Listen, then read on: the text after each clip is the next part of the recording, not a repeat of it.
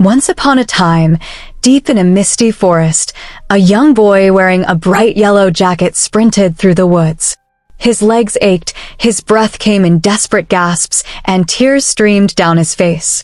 He clutched a small journal tightly to his chest, as if it were his only lifeline. But something was chasing him, something monstrous and cruel.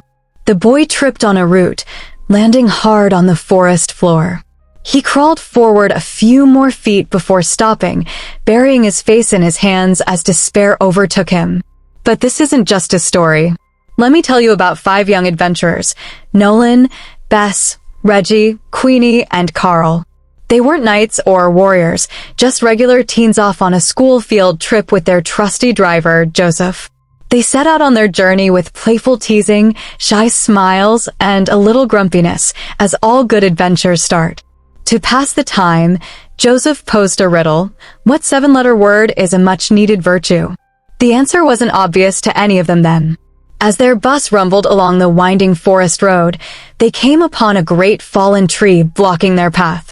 Joseph decided they'd take another route, a path less traveled and less known. That's where the trouble began. Further up the road, Joseph had to stop again. A poor deer lay lifeless in their path. As he got out to clear it, danger struck. A man, dirty, wild-eyed, and holding a gun, appeared from the shadows. It was Pedro Minghella, an escaped convict, as infamous as he was ruthless. He hijacked their bus, forcing Joseph and the teens to toss out their phones, cutting them off from the world. The bus rolled deeper into the forest, the sky darkening as evening fell. They entered a long, eerie tunnel where the bus suddenly groaned to a stop. Pedro, growing angrier by the second, forced Joseph to check the engine. The tunnel was quiet, too quiet, until the lights went out, leaving only the dim bus headlights illuminating the darkness ahead. There, in the shadows, something stirred. A monstrous creature, as big as the bus itself, rose from the road.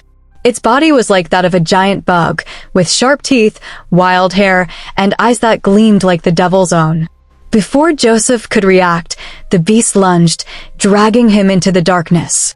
The teens screamed, and their hearts sank as they realized Joseph had the keys, and now the creature had Joseph.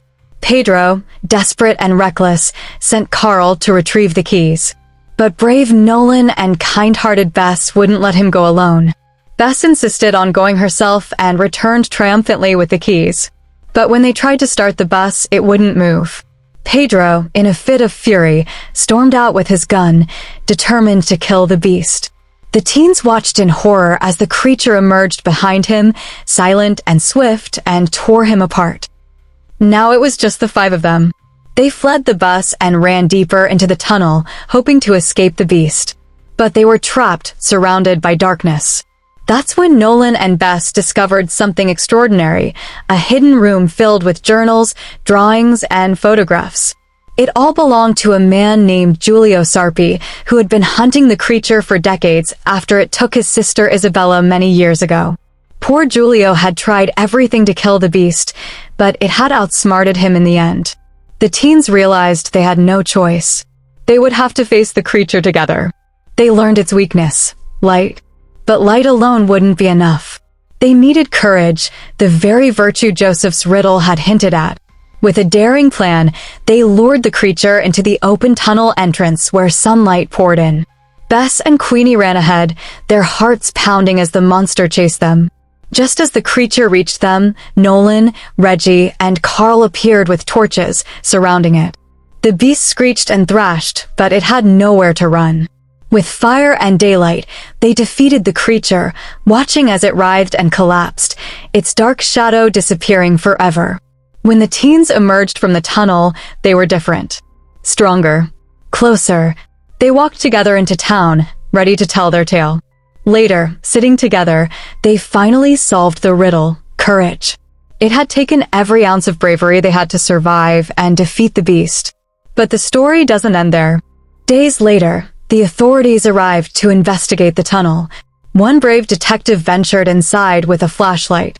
As he walked deeper, the light flickered and then went out. From the shadows came the sound of rattling breath, and behind him, something moved. But that's a story for another night. Sleep tight, little one, and remember, even in the darkest moments, courage can light the way.